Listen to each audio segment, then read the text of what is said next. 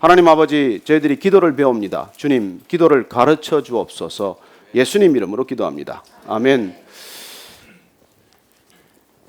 인생의 그 어떤 변화도 큰 변화는, 무엇보다도 큰 변화는 신앙을 갖는 것입니다. 왜일까요? 신앙이야말로 우리 인생을 본질적으로 바꾸는 가장 뚜렷한 분기점이 되기 때문이죠. 저는 이 세상이 무슨 변화를 말한다고 하더라도 진정한 변화가 아니라고 믿습니다. 왜냐하면 그 모든 변화는, 우리가 경험하는 세상에서 변화라고 하는 그 변화의 본질은 내가 나를 추구하는 그 본성에서 벗어나지 못하기 때문이죠. 신앙이야말로 진정한 변화의 모멘텀이 되는 까닭은 나를 추구하는 인생이 아니라 하나님을 추구하는 인생으로 아주 급격하게 변화하는 그런 본질적 변화이기 때문입니다. 그래서 신앙 안에서 변화를 경험하지 못한다는 건 있을 수 없는 일이에요. 그럼에도 불구하고 예수님께서는 변하지 않는 하나님의 사람들이라고 믿고 사는 사람들, 나는 하나님을 잘 믿는다고 그렇게 본인은 철석같이 믿고 있지만 정작 하나님 보시기에는, 예수님이 보시기에는 전혀 하나님을 모르는 사람, 하나님을 믿지 않는 사람들과 다를 바가 없는 사람, 그 사람들을 향해서 예수님께서는 그야말로 어떻게 살아가는 것이 하나님의 사람인지를 분명하게 가르쳐 주는 것이죠. 그리고 본질적인 변화를 경험하게 되면 어떤 사람으로 되는 것인지, 그리고 그런 변화를 경험할 때만이 우리 인생에 놀라운 삶의 열매가 있다는 것을 가르쳐 주시고자 하는 것입니다. 이 주님께서 가르쳐 주시는 오늘 기도를 통해서 예수님께서는 기도라고 하는 것조차도, 구제라고 하는 것조차도, 금식이라고 하는 것조차도, 그런 모든 대표적인 종교 행위를 통해서도 인간은 더욱 종교적이 될 뿐 본질적인 변화가 일어나지 않는다는 것을 우리에게 경각심을 일깨워 주신 것이죠. 당신들이 구제하고 당신들이 기도하고 당신들이 아무리 금식할지라도 우리가 변화를 추구해 나가는 본질적인 그 변화의 핵심, 그걸 놓쳐버린다면 내 자신을 날마다 더 강화할 뿐이지 하나님을 추구하는 삶으로의 그런 변화, 그야말로 인생 전체의 패러다임 시프트는 안 일어난다는 것이죠. 이게 예수님께서 우리에게 새로운 답을 제시하는 이유입니다. 무엇으로부터 시작합니까? 진정한 복이란 무엇인가? 어떻게 사는 것이 정말 복 있는 삶인가로 시작된 주님의 말씀은 우리가 그토록 많은 종교적 행위에도 불구하고 그야말로 그 종교적 행위가 나를 구원하기는커녕 날마다 내 자신에 더 묶여가는 속박을 경험하게 한다면 그게 무슨 소용이냐고 하는 것이죠.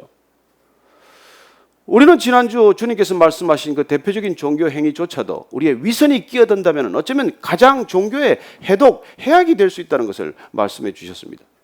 그렇다면 오늘 우리가 다시 기도에 대해서 주님께서 말씀하시는 이 주님이 가르쳐 주신 기도, 이 기도는 그야말로 우리의 생각 전체를 뒤집어 놓는 기도예요. 새로운 방향성이에요. 여러분, 모든 종교의 기도하는 목적은 똑같습니다. 어떤 종교든 기도하는 목적은 다르지 않아요. 뭘까요? 무엇 때문에 기도합니까? 잘 살게 해달라는 거예요. 이것보다 좀 잘 살게 해달라는 것입니다. 그러나 여러분, 무엇이 진정으로 잘 사는지 모르고 잘 살게 해달라고 기도하면 무슨 소용이 있습니까? 마치 방향을 모른 채 열심히 가는 거랑 마찬가지죠. 목적지가 없이 열심히 가면 어디로 가는데요? 궁극적으로 가야 할 곳이 어딘지를 모른 채 열심히 뛰어가면 어디로 가는 겁니까? 그야말로 죽을 힘을 다해서 살았지만은 그러다 죽었더라밖에 더 되겠습니까? 그래서 열심히 사는 것이 중요한 게 아니에요. 잘 사는 게 중요하지 않습니다. 뭐가 잘 사는지를 모르는데 잘 사는 게 그게 뭐가 중요합니까? 그래서 오늘 이 기도는 곰곰이 여러분들이 묵상하면, 주기도문 여기 누가 모르겠어요? 교회 좀 다니신 분들 치고 주기도문 암송 못하는 사람이 어디 있습니까? 그러나 이 기도문은 뭘까요? 잘 살게 해달라는 기도하고는 다른 기도라는 것입니다. 이 땅의 모든 기도가 좀 더 잘 살게 해달라고 하는 기도, 내 소원 좀 풀어달라는 기도, 그런 기도에 집중하고 있는 반면에 그런 기도의 겉으로 드러나는 형식을 보면 유대인들은 그저 사람 보라는 듯이 기도하고 많이 기도하기는 하지만 사람을 의식하는 기도를 하고 있고, 이방인들의 기도는 오래 기도하고 많이 기도하고 열심히 기도하지만 그 기도는 중언부언하는 기도요, 하나님이 누구신지를 모르고 하는 대상이 불분명한 기도라는 것입니다.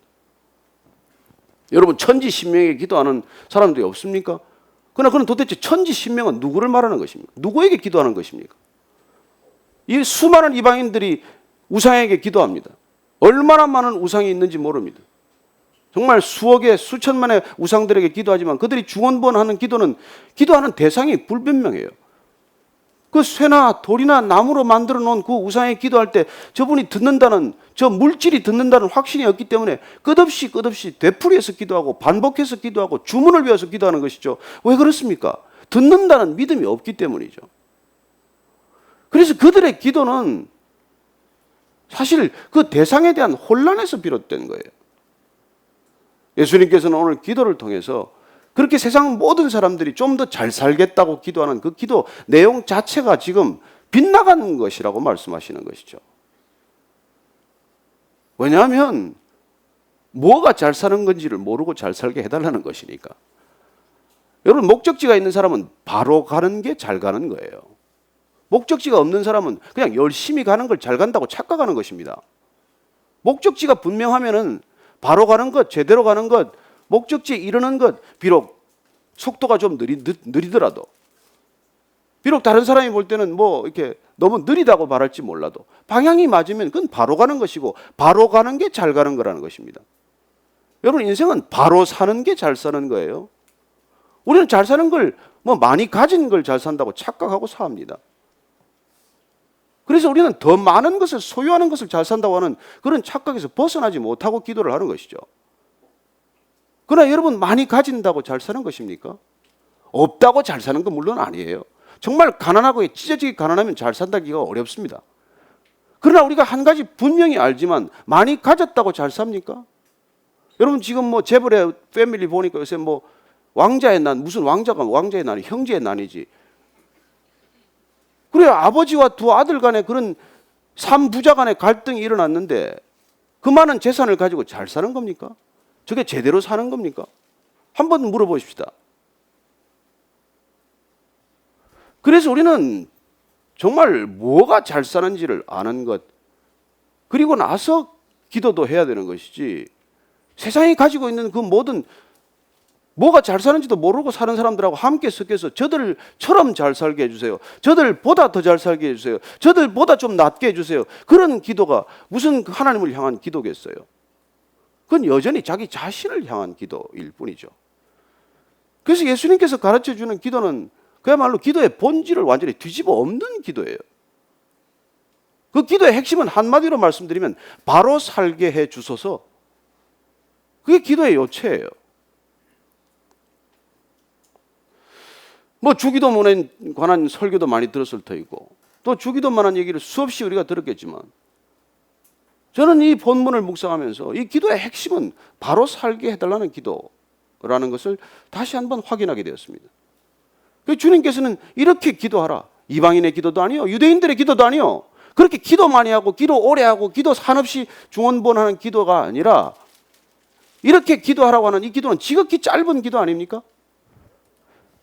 그래서 이 기도를 우리가 오늘 한번 주님께서 가르쳐 주신 기도를 다 알지만, 암송하지만 한번 한 절 한 절 보면서 이렇게 기도하는 것이 주님이 원하시는 기도구나, 이게 하나님을 아는 기도구나, 이걸 우리가 한번 확인하게 되시기를 바랍니다.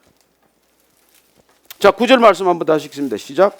그러므로 너희는 이렇게 기도하라. 하늘에 계신 우리 아버지여, 이름이 거룩히 여김을 받으시오며. 기도는 무엇으로 시작합니까? 아버지를 부름으로 시작이 된다는 것입니다. 예수님께서 독특하게 하나님을 부르는 호칭이 바로 아버지입니다. 아니, 사실 아버지가 아니라 아빠예요. 예수님은 시작할 때부터 늘 아빠라고 부르고 시작한 것입니다. 아버지보다 아빠가 훨씬 더 친밀감을 드러내는 표현 아닙니까? 예수님 이전에 그 어떤 누구도 하나님을 매번 기도할 때마다 아빠라고 부른 사람은 없어요. 여러분들이 지금 기도하지만 아빠라고 불러집니까? 웬만한 친밀감을 가지고 불러집니까? 여러분, 아빠라고 부르는 것이 기도의 시작이에요. 내가 기도하는 대상이 누군지를 아는 게 기도의 시작입니다. 예수님은 분명히 내가 기도하는 대상이 아빠라는 것을 알았다는 것이 예수님의 정체성이에요. 우리가 기도하는 출발점입니다.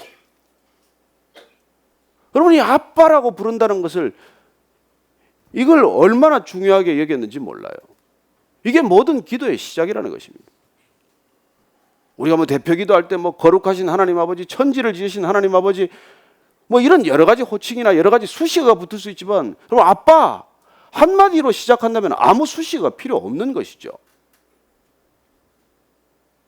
그래서 예수님께서 이 아빠라고 부른 것에 대해서 독일 신학자 예레미야스 같은 사람은 이건 그야말로 독특한 기도라고 계속해서 신학적으로 규명해 나가기 시작을 하는 것이죠. 사실 사도 바울이 이 아빠라는 호칭에 그 자신도 어느 듯 불현듯 깨달음이 왔을 것입니다. 그래서 우리가 기도하는 출발점, 그게 아빠라고 부르는 이 호칭에서부터 비롯되는 것이구나. 그래서 이걸 보면 전부 헬라어 성경은 파테르라고 번역을 해놨어요. 파테르는 그냥 파더예요. 그러나 예수님은 아람어로 일상생활을 하셨고 아람어로 기도하셨습니다. 아람어의 호칭 아바는 정확히 우리말로 아빠예요. 아빠. 그래서 사도 바울도 나중에 아빠, 곧 아버지, 이렇게 기록하고 있어요. 아바, 호, 파테르. 그게 두 군데 그런 기록을 우리가 볼 수 있는데, 로마서 8장 15절을 보면 이렇게 되어 있습니다. 읽어드릴게요. 너희는 다시 무서워하는 종의 영을 받지 아니하고 양자의 영을 받았으므로 우리가 아빠, 아버지라고 부르짖으니라. 이게 원문에는 아바, 호, 파테르 이렇게 기록이 되어 있어요. 그래서 아버지라는 호칭만 가지고는 이 표현, 예수님의 기도의 내용, 또 예수님을 통해서 우리가 받게 된 성령 안에서의 그런 존재의 정체성을 분명히 드러내기가 어렵기 때문에 아빠, 곧 아버지라고 이렇게 기록한 것이죠. 그는 갈라디아서에서도 한 번 더 이런 말씀을 하게 됩니다. 갈라디아서 4장 6절을 보면 너희가 아들이므로 하나님이 그 아들의 영을 우리 마음 가운데 보내사 아빠, 아버지라 부르게 하셨느니라. 여러분, 우리가 기도드리는 대상은 아빠예요. 아빠. 여러분, 아빠한테 기도드린다면 제일 중요한 게 뭡니까? 지극한 친밀감 아니에요? 지극한 사랑 아닙니까? 아버지가 나를 사랑하고 내가 아버지를 사랑하는 그 관계성이 기도의 기초가 되는 것이죠. 그런 신뢰 관계는 거래 관계가 아닙니다. 여러분, 아버지와 아들은 거래 관계가 아니에요. 내가 뭘 하기 때문에 뭐 아버지가 주는 게 아닙니다. 아니, 나를 사랑하는 아버지가 내가 능력 있다고 아들로 삼은 것입니까? 또 내가 아버지라고 부르는 까닭이 그분이 나한테 끊임없이 공급해 주기 때문만에 우리가 아버지라고 부르는 거예요? 아니요. 아버지와 아들은 그런 관계가 아니에요. 그래서 세상의 종교는 그런 모든 관계를 거래 관계로 만들어 놓은 것이죠. 내가 열심히 하면 조금 더 응답 받을래나? 내가 더 많은 시간 기도하면 더 많은 응답을 받을래나? 그래서 끊임없이 내가 투입하는 인풋, 아웃풋 어널리시스를 혼자 하고 있는 것이죠. 그래서 그 믿음의 기초는 그냥 지성이면 감천이다예요. 내가 정성을 기울인 만큼 하나님께서 나한테 감동하실 것이다. 아니, 예수님께서 그렇게 말씀하지 않습니다. 우리가 기도드리는 대상이 정확히 아빠라면, 그래서 그분은 내가 기도하지 않아도 내가 뭐가 필요한지를 안다고 말씀하시는 것이죠. 그래서 내가 필요한 걸 뭔지를 알기 때문에 하나님이 원하시는 것을 정확히 올려드리는 기도를 우리에게 가르쳐 주시고자 한 것이죠. 그래서 오늘 보면 예수님께서 첫째, 우리가 구해야 될 것이, 아빠한테 구해야 될 것이 무엇이냐면, 오늘 아버지의 이름, 하나님의 이름이 거룩히 여김을 받도록 먼저 기도하라는 것이죠. 하나님의 이름이 거룩히 여김을 받는다는 게 뭡니까? 하나님을 하나님답게 대접하는 거예요. 하나님을 하나님으로 인식하는 것입니다. 여러분, 하나님을 하나님으로 아는 것, 아버지를 아버지로 대접하는 것. 그래서 가장 쉽게 표현하는 거죠. 내가 아버지를 제대로 알고 아버지를 아버지로 대접할 수 있게 해 주십시오. 여러분, 아버지를 아는 것보다 더 바로 사는 삶이 어디 있습니까? 두 번째 10절 말씀입니다. 시작. 나라가 임하시오며 뜻이 하늘에서 이루어진 것 같이 땅에서도 이루어지다. 하나님의 나라가 이 땅에 임하게 해달라고 기도하는 것입니다. 내 나라가 아니죠. 하나님의 나라가 이 땅에 이루어지도록 해달라고 말씀하십니다. 하나님의 나라가 이 땅에 임하는 것보다 큰 축복이 어디 있습니까? 우리의 기도는 이 세상 가운데 이 땅 가운데 하나님의 나라가 뚫고 들어오는 것을 경험하는 것입니다. 구원이란 무엇입니까? 이 세상 속에 사는 우리에게 하나님 나라가 우리 안으로 뚫고 들어오는 것이죠. 예수님이 그래서 하나님 나라와 함께 오신 것이 축복이고 복음이고 그게 우리 신앙의 기초인 것이죠. 하나님 나라가 임하게 해 주옵소서. 그래요. 하나님 나라가 오는 것보다 우리에게 더 큰 기도 제목이 없습니다. 우리가 살아가는 모든 삶의 영역에 하나님 나라가 들어오시면 모든 게 해결되기 때문이죠. 그래서 세 번째도 마찬가지예요. 하나님 아버지의 뜻이 이 땅에 이루어지도록 그렇게 해달라고 기도하는 것입니다. 하나님에 대한 청원 세 가지가 모두 다 하나님을 향한 하나님 나라가 초점에 맞춰진 그런 기도 내용이에요.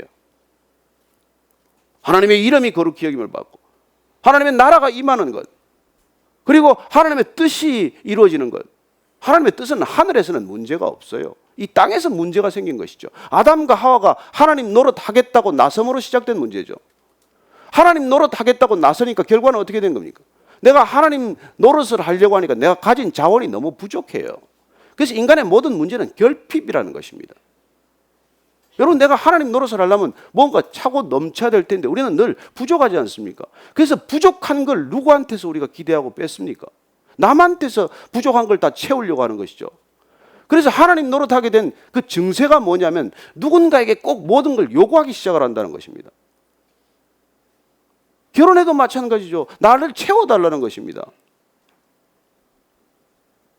그리고 끊임없이 상대방에게 나를 채워달라고 요구하는 이 요구가 인간의 모든 문제의 발단이에요. 이게 다 하나님 노릇하겠다고 시작이 된 것이죠. 그래서 구원이란 무엇일까요? 하나님 노릇하기를 포기하는 거예요. 내가 내 위치를 알고 내가 누구인지를 알고 하나님은 누구신지를 알고 그렇게 하나님이 누구신지를 알고 내가 누군지를 아는 게 구원이라고 말씀하십니다. 그게 하나님을 아는 것이죠. 나는 절대 하나님을 대신할 수 없습니다. 그래서 난 누군가를 바꾸려고 하는 권력 의지로부터 자유로워지는 것이죠. 내가 나를 알기 시작하면 누군가를 바꾸려고 애쓰지 않습니다. 누군가를 지배하려고 하지 않아요. 여러분, 하나님의 뜻이 이 땅에 이루어진다는 것은 내 뜻을 내려놓는 일이고 내 뜻을 내려놓은 사람들은 더 이상 누군가를 바꾸려고 하지 않는다는 것입니다. 딱 한 사람 바꿔야 할 사람이 있다면 나를 바꾸는 일이에요. 내가 아버지의 뜻을 아는 일이에요. 내 안에 하나님 나라가 임하는 거예요. 그래야 내가 바뀌죠. 그래서 예수님께서 가르치시는 이 기도의 전반부는 하나님 나라에 초점이 맞춰져 있다는 것입니다. 이 세상 나라, 병든 나라, 언젠가는 소멸될 나라, 이 나라 가운데 변치 않는 나라, 영원한 나라, 그 나라가 이 땅 가운데 임하는 것이 우리가 기도하는 목적이라는 거예요. 여러분, 세상 사람들의 기도와 다른 종교와의 기도와 얼마나 다릅니까? 모든 기도가 나를 추구하고 내 욕망을 추구하고 내 나라를 추구하고 내 뜻을 세워가는 것이 목적인데 아니요. 그리스도인들의 기도란 그런 기도가 아니라는 것입니다. 그래서 기도의 혁명이죠. 어떻게 하면 더 잘 살 수 있을까? 그렇게 고민하는 일생 동안 살아가는 우리에게 아니, 하나님과의 바른 관계를 추구하는 바른 기도, 바른 삶, 그것보다 더 잘 사는 길은 없다는 것을 다시 한번 각인시켜주는 말씀 아닙니까?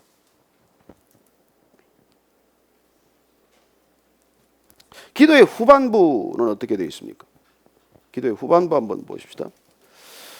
11절 말씀 시작. 오늘 우리에게 일용할 양식을 주시옵고 그럼에도 불구하고 하나님께서 우리에게 모든 것을 공급하시는 분임에도 불구하고 우리가 일용할 양식을 달라고 기도하는 까닭은 뭡니까? 아버지께서 다 아신다면서요. 그럼에도 불구하고 우리가 일용할 양식을 아버지께 구하는 것은 우리가 우리 자신의 형편과 처지를 다시 한번 기억하는 겸손이에요. 여러분, 일용할 양식을 하나님께로부터 구한다는 게 이게 진정한 겸손이에요. 그리고 이거야말로 진정한 샬롬, 평안입니다. 여러분, 사람한테 구해 보십시오. 비굴해지죠. 여러분들 직장 생활하면서 사장한테 월급 받으면 늘 굽실거려야 되지 않습니까? 그러나 그 월급이 비록 내 사장을 통해서 오더라도 하나님 아버지께로부터 받는 거라면 어떻습니까? 그 관계는 계약 관계가 단순한 돈과 돈만의 거래 관계가 아니고 하나님과의 친밀한 관계로 변하는 것을 경험하는 것이죠. 그래서 그 직업은 소명이 되는 것이죠. 하나님과의 관계 속에서 월급도 의미가 새로워지는 것이죠. 그래서 우리가 일용할 양식을 구한다는 것은 하나님께서 우리가 이스라엘 백성들에 끊임없이 훈련시킨 내용이에요. 바로에게서 먹고 사는 것, 애굽 땅에서 노예 생활을 해야 먹고 사는 사람들을 불러내셔서 만나라는 걸 통해서 훈련하신 게 먹는 것, 필요한 것, 일상의 필요가 하나님께로부터 온다는 것을 가르쳐 주는 것이 만나 훈련 아닙니까? 이틀치 거두면 다 썩었지 않습니까? 하루번만으로 족하다는 걸 가르쳐 주는 거 아니에요. 예, 먹는 게 하나님으로부터 온다는 걸 아는 게 안식이에요. 그때 우리는 진정한 쉼을 경험하게 됩니다.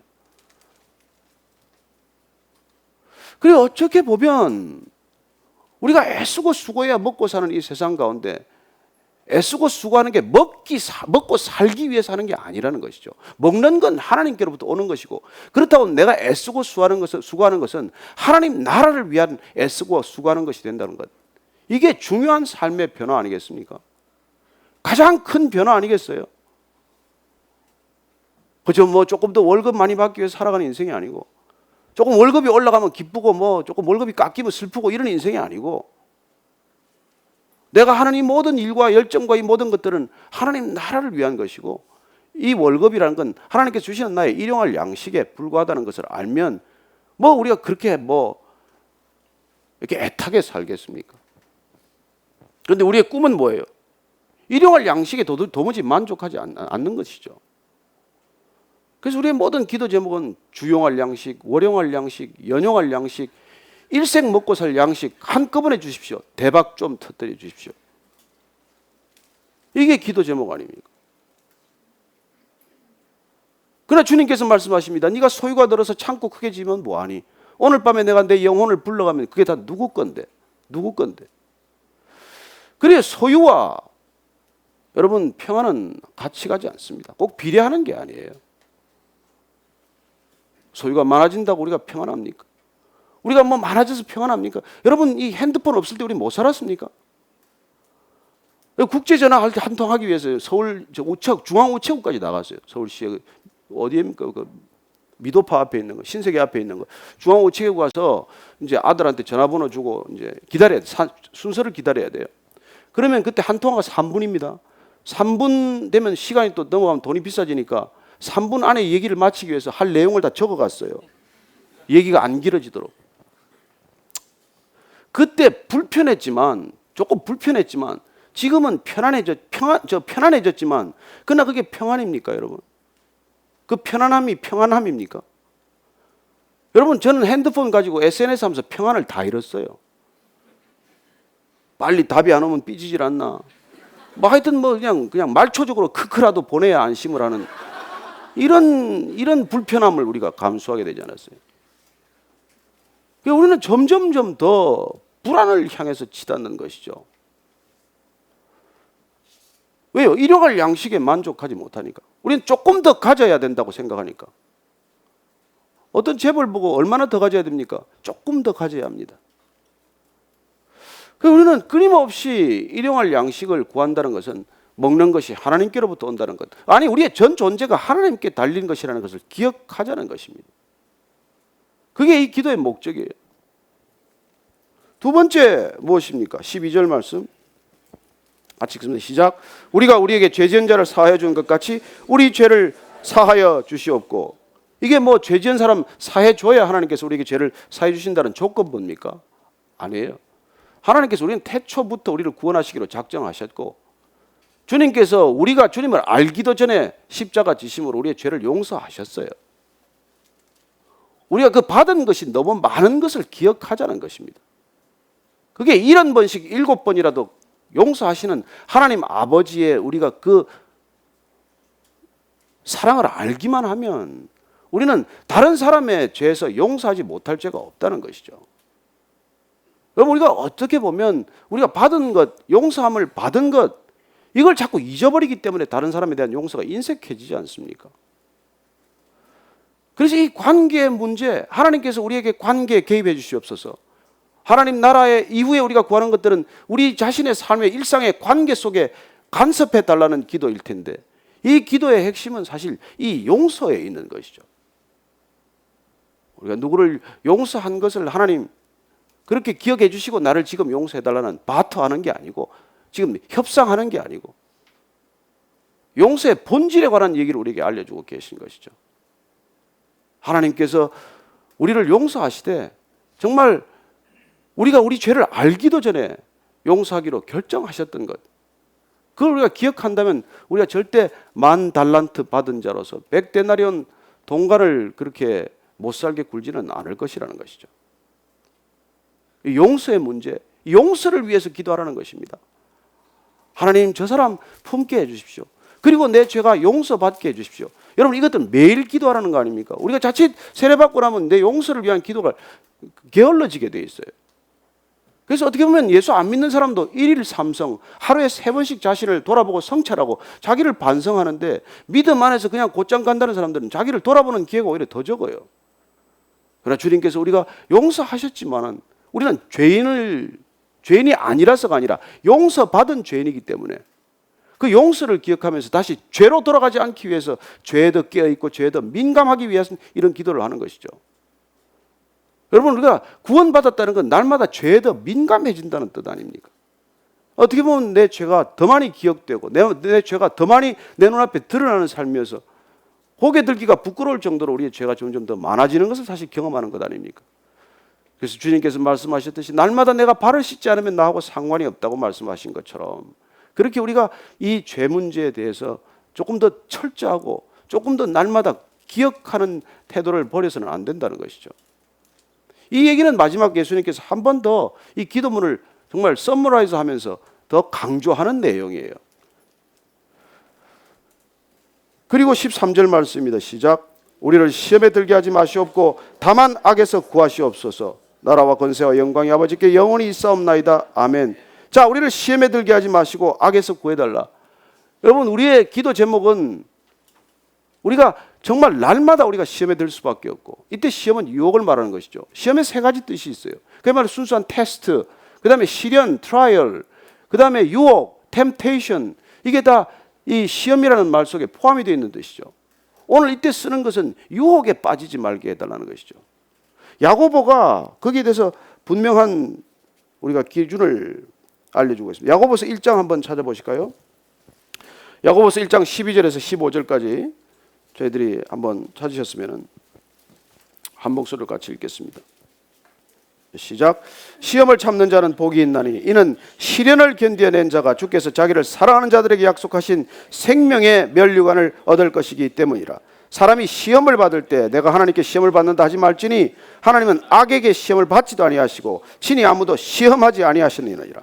오직 각 사람이 시험을 받는 것은 자기 욕심에 끌려 미혹됨이니 욕심이 잉태한 적 죄를 낳고 죄가 장성한 적 사망을 낳느니라. 여기 시험, 시련 이렇게 반복되어 있습니다만 그 3가지 뜻이 혼재되어 있어서 우리를 약간 혼동스럽게 하지만 여러분, 하나님도 우리를 테스트하십니다. 시험 치시게 하는 것이죠. 아브라함이 테스트를 거쳐서 믿음의 사람으로 성장해 가는 것을 봅니다.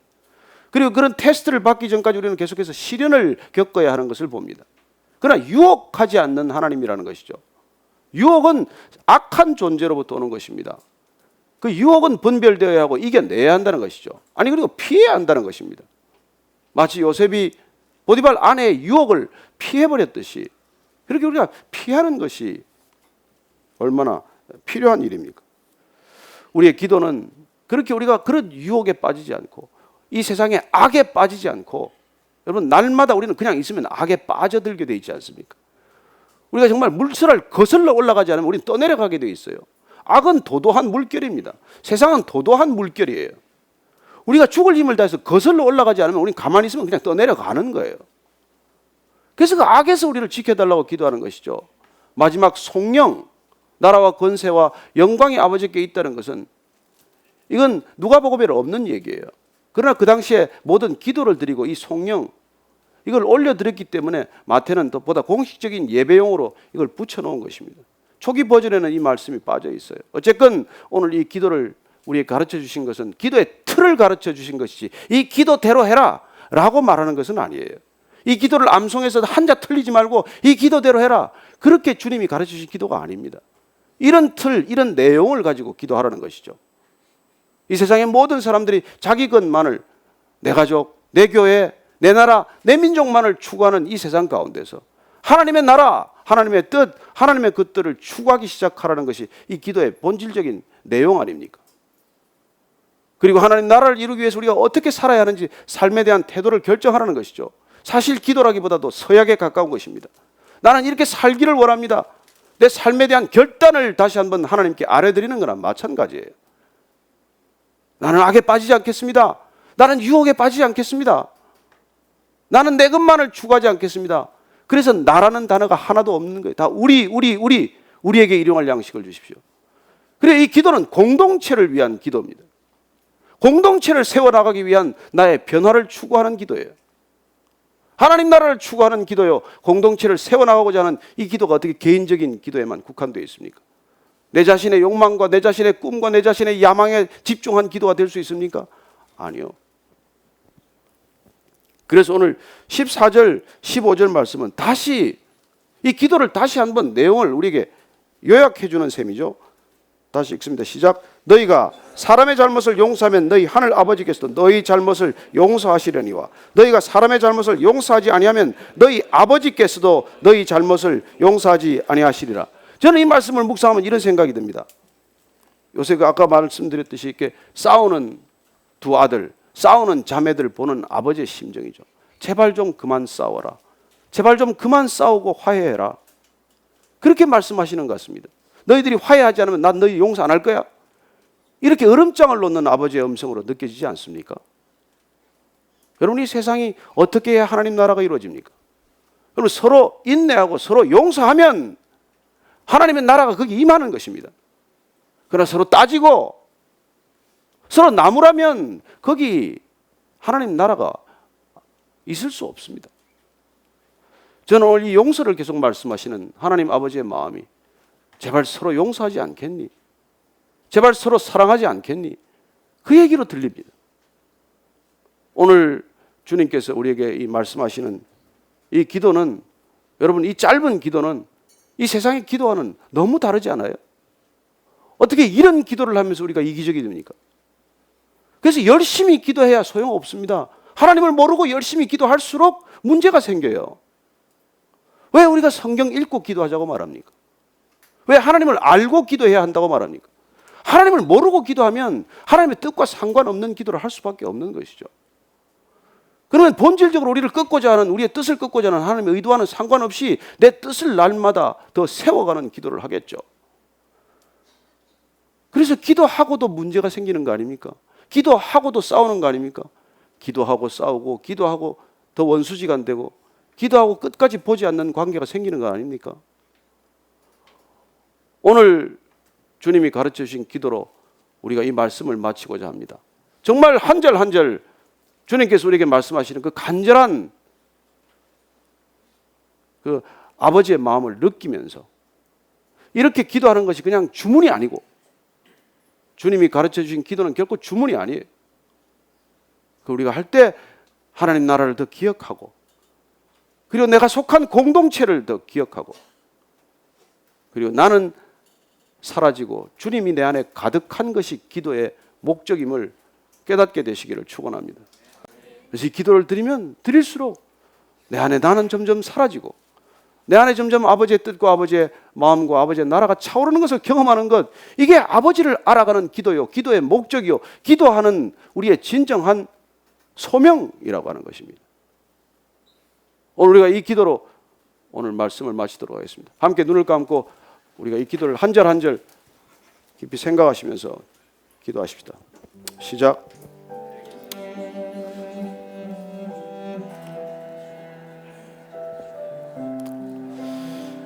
여기 계신 아버지여, 이름이 거룩히 여김을 받으시오며 하나님의 나라가 임하시옵소서. 아버지의 뜻이 이 땅 가운데 이루어지게 하여 주옵소서. 내 나라 내 뜻이 아닙니다. 아버지의 뜻, 아버지의 나라가 임하게 하시고, 하나님 일용할 양식을 아버지께서 주시옵소서. 내 힘으로 내가 벌 수 있다고 생각하는 것이 아니라 아버지께서 우리를 향한 아버지의 뜻을 알게 하시고, 아버지 나를 용서하실 때 얼마나 용서하고 얼마나 사랑하셨는지 기억하게 해 주옵소서. 그리고 아버지 나라와 아버지의 영광이 아버지께 영원히 있게 하여 주옵소서.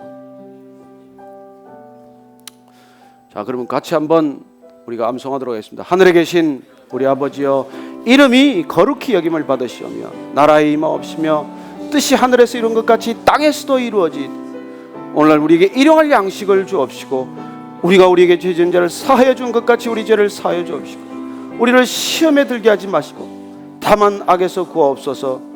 되게 나라와 권세와 영광이 아버지께 영원히 있사옵나이다. 아멘. 아멘. 우리 하나님께 감사의 박수 드리겠습니다.